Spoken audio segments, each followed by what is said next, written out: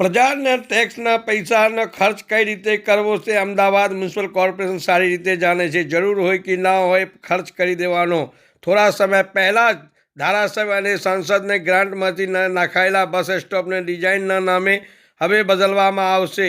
Municipal corporation દ્વારા એએમટીએસનો 800 bus stop નવી design અને બેઠક વ્યવસ્થાના નામે બદલવામાં આવશે। સવાલ અહીં થાય છે કે લાખો રૂપિયાના ખર્ચે અનેક બસો સ્ટોપ નવા નાખવામાં આવ્યા છે, છતાંય બદલવામાં આવશે। સ્ટોપને પીપી ધોરણે બદલવામાં આવશે, પરંતુ નવા તેના જે અમદાવાદ મહાનગરપાલિકા દ્વારા જે પરિવહન સેવા ચાલી રહી છે એએમટીએસ અને બીઆરટીએસ, આગામી સમયગાળા દરમિયાન આની એક સ્ટાન્ડર્ડ એક ડિઝાઇન નક્કી કરવામાં આવશે।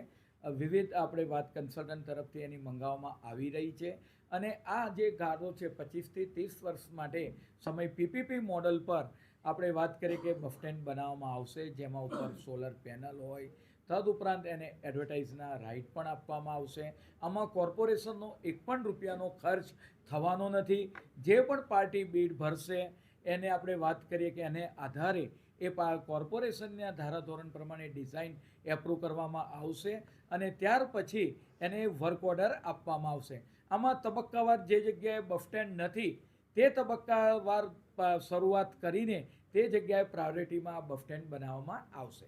જે જગ્યા પર જૂના બસ સ્ટેન્ડ હતા ત્યારે ખર્ચ કોર્પોરેશને જ કરેલો, આવા બસ સ્ટેન્ડ કાઢી અને દૂર કરીને નવા બનાવાશે ખરા?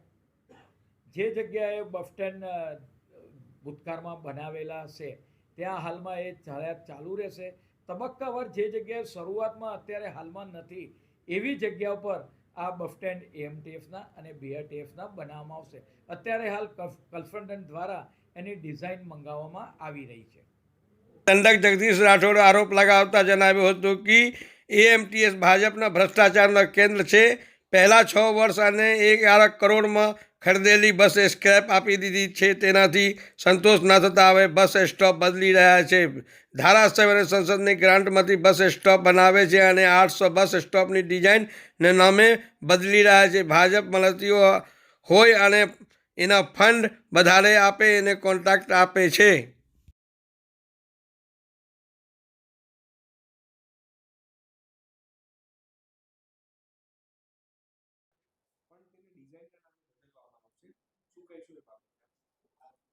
ખાસ તો એમટીએસ એ ભારતીય જનતા પાર્ટીના ભ્રષ્ટાચારનું છેલ્લા 25 વર્ષનું મોટામાં મોટું કૌભાંડ છે।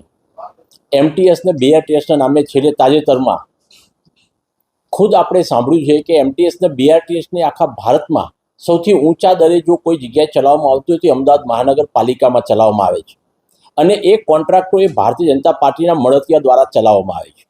બીજું, છેલ્લે હમણાં આપણે જોયું કે 6.5 વર્ષ દરમિયાન જે ચાલેલી બસો એ 11 કરોડના લોકોના ટેક્સના પૈસે ખરીદેલી બસો ફક્ત 1 કરોડ રૂપિયાના ભંગારના ભાવે વેચવા કાઢી। આટલું પૂરતું નહીં હોવા છતાં એમનું મન સંતોષકારક નહીં રહીને છેલ્લે જતા આ એમટીએસ ને બીઆરટીએસના છેલ્લા 2 વર્ષમાં પ્રજાના ચૂંટાયેલા પ્રતિનિધિ, એમપી, એમએલએ અને ધારાસભ્યોએ આપેલા બજેટમાંથી જે ખરેખર એમને પોતાના નામ કમાવા માટે મોટી સંખ્યામાં આપ્યા છે। પ્રજા આજે પાણી, નળ, ગટર માટે જે બજેટ વાપરવાનું એની જગ્યાએ માત્ર એમટીએસના બોર્ડ સ્ટેન્ડ બનાવવા માટે માતબર રકમ વાપરી નાખી અને છેલ્લે હાલમાં નક્કી કરવામાં આવ્યું છે કે 800 બસ સ્ટેન્ડો બદલવામાં આવશે, એ પણ પીપીપી ધોરણે।